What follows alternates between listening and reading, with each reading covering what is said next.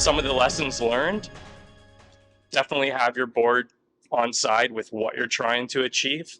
I think a lot of companies, maybe 6-7 years ago, put cost management as one of the variables or factors. We did not. We actually put cybersecurity and speed and resilience at the top of our list.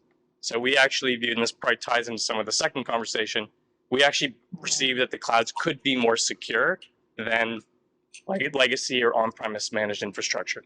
And so that was part of our selling feature. And I intentionally did not say that cost was going to be cheaper, because I think many of you in this room, as you probably have experienced, you get good wins, you start to see some growth, you see more asks, you see more growth, you see more growth, you see more growth. You're probably spending more than you probably thought you would have initially, but there's a lot more value tied to that. And so that's one of the big lessons learned that we've had. I'm going to kind of come in and say change management is huge. And I think that's a big lesson learned, because there's an expectation gap when you're going to the public cloud that things will be the same from a performance perspective.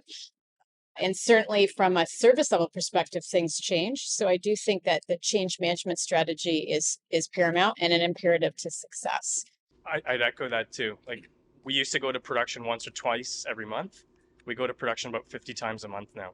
And so just the feedback loops, the control processes, the automation, it's all essential to actually achieve that. I'd like to add two more things to that. And those are your disaster recovery and business continuity, part of that itself too. So for us, we struggle with on-prem pieces on that one. And you're just minimizing that enterprise risk when it comes to those two areas itself too. So I was at Magna for 9 years and I'm still there a day a week. So as far as I'm concerned, I'm still there. So 10 years ago, we had 7 data centers scattered around the world. Magna's a global company. Today, we have none. So all to the cloud. Our experiences are, I guess the two things I'll say is it's not cheaper. In fact, we sort of proved it's even more expensive, but the agility that you get and the avoidance of CapEx, which is a huge thing at Magna, they want to spend the capital on presses and plant machinery, and don't want to spend it on IT. And all the people that you thought you didn't need on the infrastructure side, you needed either vendor management or performance management or somebody to read the Amazon bills, which are 1,500 pages long. So it's not cheaper, number one. And number two, probably the most profound thing we had to figure out was the sort of the vendor management equation. So we're big Microsoft shop, spent a fortune with Microsoft, and we're obligated to use Azure, but didn't want all our eggs in the Microsoft basket, because every 5 years you do an EA and they've got you over a barrel. So put certain load on Amazon just to kind of balance it out. But 25% of the business is in China. China doesn't use Google. Microsoft in China is out of Hong Kong. So it's a really complicated vendor story, and you don't want to be with one vendor. So that was a lot of work to kind of just figure all that out from a strategy point of view. Right. I would agree. I would agree with Dan. Hybrid, there's no place for hybrid. It's only to wrap technical debt around until you transform it. I think you need a robust API strategy, because you still have to interconnect everything, which I think is really important. And we can't underestimate the new operating model, because again, your staff has to change, right, from where they were to the new operating model that you need to manage public cloud along with SaaS cloud, along with whatever hybrid you have left in technical debt in your transformation, which I think is really, really key to keep on moving the IT forward. And of course, compliance. When you scatter stuff around the world, we're a worldwide company as well. You have to start worrying about compliance issues, PII issues, residency issues. And sometimes the public cloud, depending where it drops, if you're not controlling where it drops the proper way, then you could get in trouble without even knowing. So GDPR in Europe, they're kind of crazy about that. Yes, exactly. Just wanted to build on what John just said, that for us, we're actually in a private cloud environment, and key things for us looking at our internal resources, what kind of capabilities they had. They're traditionally very used to having servers in the house and spin up, you put the pizza boxes whenever you want it. But now traditionally, if you're moving out, you're putting in the cloud everything, you need to have a different set of skills, and you need to keep up with that too. And you can't just let people lose and let them go and say, I'll bring the new resources new technology. So there has to be a plan integrated into that and well communicated. Going back to your point, as you change management, be open to your team, what your vision is, and to your leaders, including your board. Once that journey happens, and then you both are bringing people together, and then that merge, when that happens, it's much more easier. I just wanted to emphasize one on the cost. First 3 years are, I call it the honeymoon period, with all these public cloud providers. Very cheap. You go to Microsoft AWS, first year is pretty much free. You said, oh, this is the best thing I chose. But then after 3 years, you know exactly what's going to hit you.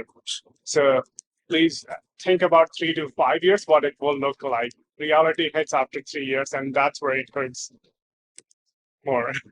And I think signaling to the board and your finance team as well, the CapEx, OpEx shift that's going to happen, because that's a big surprise, particularly in the public sector where capital is preferred compared to operating expense.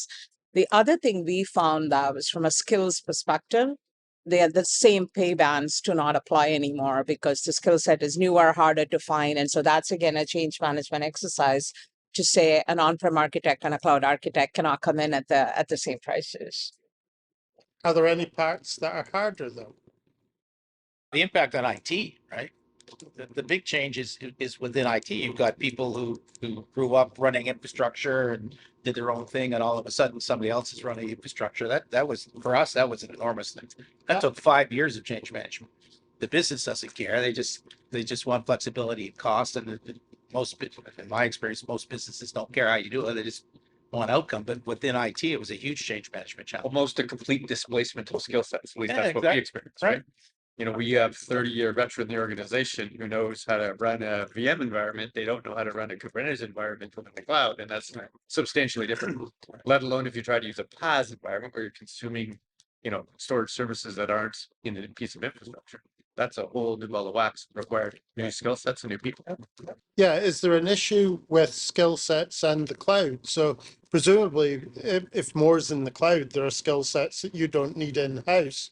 Does that impact your ability to change, or the areas of expertise that you've got in-house that you might need to be able to change effectively? Is that an issue? For us, the answer was no, right? Okay. When we moved workloads to the cloud, and you know, philosophically, I don't generally believe that cloud only is possible unless you're a digital only organization, right?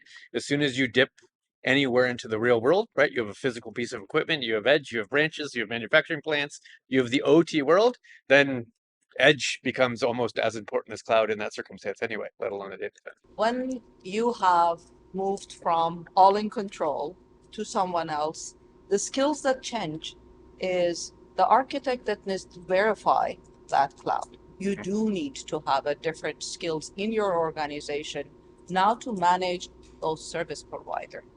Although we are moving the service to them, but someone needs to manage that service for us. Someone that cannot be non-technologist, someone that needs to know about the details of how does that work? Is it to our benefit? How to write a contract about those, how to keep them accountable, how to make sure when the cloud is down, which can happen to anyone, what is the return for us? So there We do is a change. That's what I heard. We do have. And I think to some of the points here, you do need to assess the cybersecurity profiles of cloud differently than on-prem. It's not that it can't be solved, it's just different. It's a different type of risk assessment. There's different levels of automation that are available to you, and you really have to take advantage of those. Doing a lift and shift will not get you those benefits.